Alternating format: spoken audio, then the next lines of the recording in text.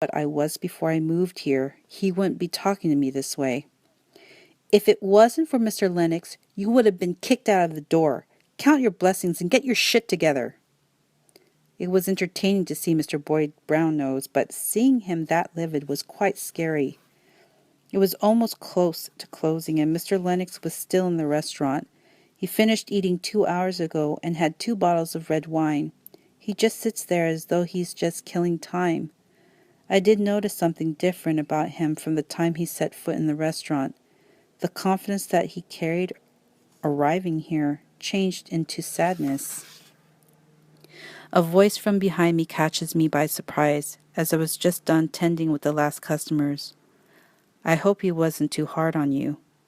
That resonating voice, it was fairly easily to recognize only because it affected me so. Keeping a straight face, I turned around. I have worse. So you have, with a smirk on his face. He says, well, I told Danny that there was a miscommunication and there was nothing that you did wrong. Okay, well, whatever. Thanks, I guess. He cleared his throat, and like a gentleman, he responded, I hope you have a pleasant rest of this evening.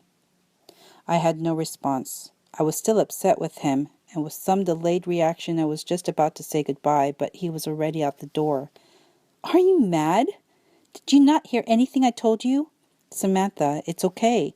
No, it's not. We need to work on your people skills. As we got home, I wanted to do nothing but to go straight to bed. While I was undressing, I heard water running in my bathroom. I walked in and Samantha was filling the tub. Sweetie, you had a bad day. This bath will relax you. Get in. I'll comb your hair. Never had I undressed in front of anyone. This will be the first. Don't worry, I'm not a lesbian. I wasn't worried about that. But you were thinking it. Come on, get in. She was right. The warm bath was soothing, and it was helping. While she was combing my hair, I asked what she was about to tell me right before Mr. Boyd yanked me by the arm. For the record, what I tell you must never be repeated or come out of this room. You need to swear to me. Okay. No, swear to me. Okay, I swear I won't repeat any word you tell me to anyone. Please. She takes a deep breath like she did in the restaurant right before she was going to tell me who Gabriel was. Mr. Boyd owns the restaurant, but not completely. I don't understand. You see, Mr. Boyd is an acquaintance to Stephen and Gabriel Lennox. That explains the first name basis. He got into some serious trouble a couple years back. He's a gambler and owed a lot to some big-name ugly people. One thing led to another, and Mr. Boyd had no choice but to seek help from Stephen because he knew he had connections. But there was a catch. If he had to do this dirty work, Danny would have to do something in return. Huh, she also called him Danny. So, what did Mr. Boyd have to do? I wonder what dirty work Stephen had to do that Mr. Boyd did so desperately requested. To run the Vineyard Trattoria and make sure everything's in tip-top shape. Stephen's very particular in how he wants the restaurant run, and especially how the girls wear their hair in a French braid. I guess it's a signature thing of the restaurant. I heard Stephen completely changed ever since his parents were killed in the plane crash. The parents were very wealthy from building and selling successful companies, and it had created quite an estate that Stephen and Gabriel inherited worth billions. Since Stephen was the eldest, he was the one to manage the money and take over the business. But he veered off a different direction. The money made him power-hungry. He made a few loyal friends and plenty of enemies along the way. He has connections with law enforcement as well as in politics. And for what I heard, he can get out of any sticky situation. When you said something about mafia, well, I guess you could say that. How about Gabriel? Obviously, I wanted to know more about him. Well, he's nothing like his brother. For being the youngest, he's surprisingly the mature one. He was the one who took control of the trust business. He pretty much keeps himself busy because he also does acting on the side. He is known to be the most available bachelor that never commits. He has had his fair share of women. but he never gets too close or serious. Trust me, I tried. I guess it's a defense mechanism.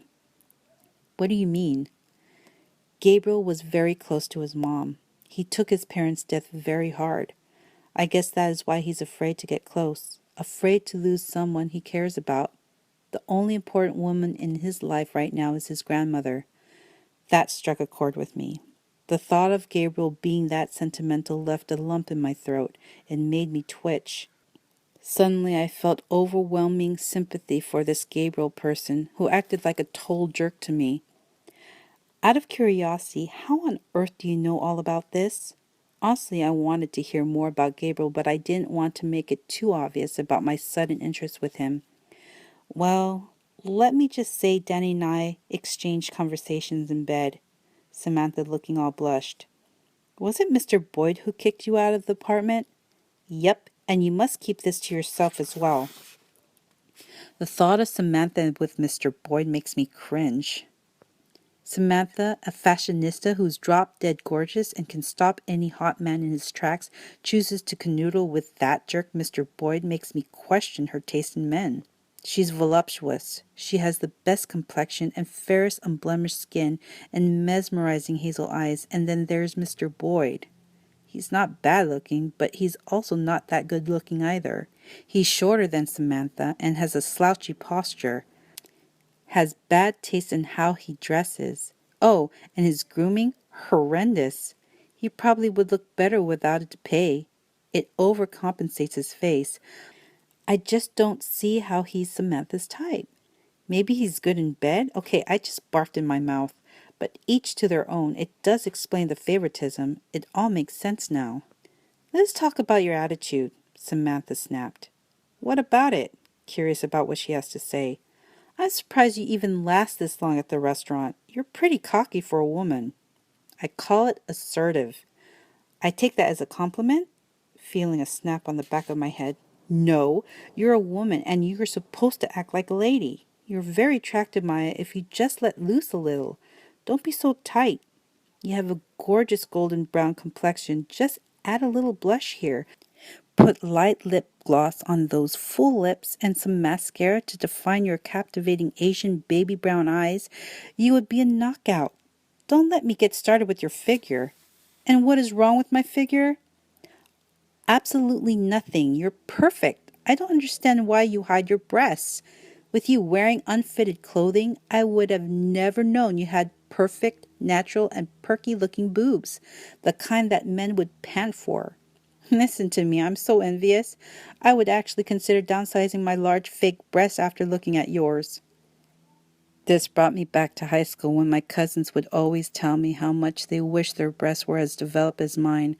I didn't understand what the big deal was. I mean, they're just breasts for God's sake. Anything else you like to add? Samantha peeling her eyes off my breast. Your whole wardrobe.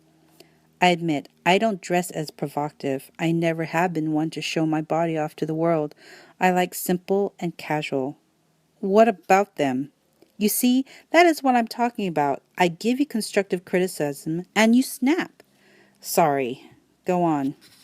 Well, like I was saying, you have an awesome figure. Lumps all on the right places. I know because I've seen you naked. Okay, that was awkward.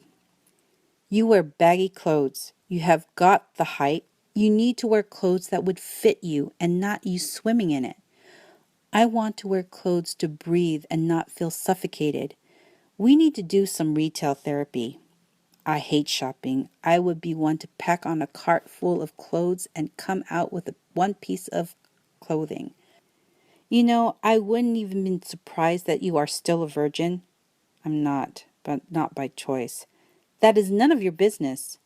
I take that as a yes then, and before you even respond to that, you can practice and take advantage of this opportunity to mellow out and not snap on everything that is not agreeable to you. Understood? Yes, ma'am. Giving her a stamp of approval, only I don't really mean it. All right then. Now, can you please get out of here so I can get out of the tub? By the way, is that your phone ringing, Samantha? Yes, it is. I wonder who's calling you this late. Anyway, I had fun chatting with you. Good night, and see you tomorrow morning. Same to you. Good night.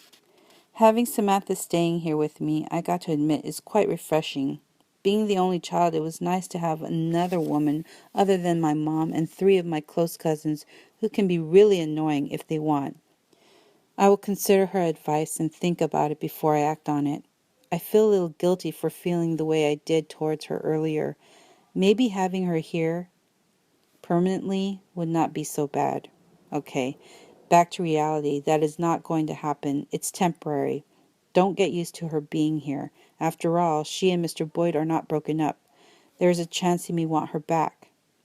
Hey, Maya, Samantha opening the bathroom door without knocking.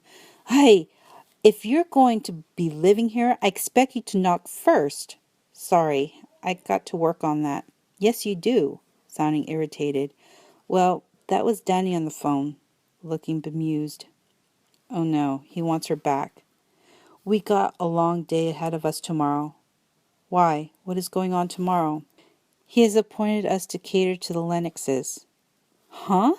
How's that possible? I fucked up today. Yes you did, but I guess Danny still believes in you. Well, it's getting late. I'm going to turn myself in soon, so see you in the morning.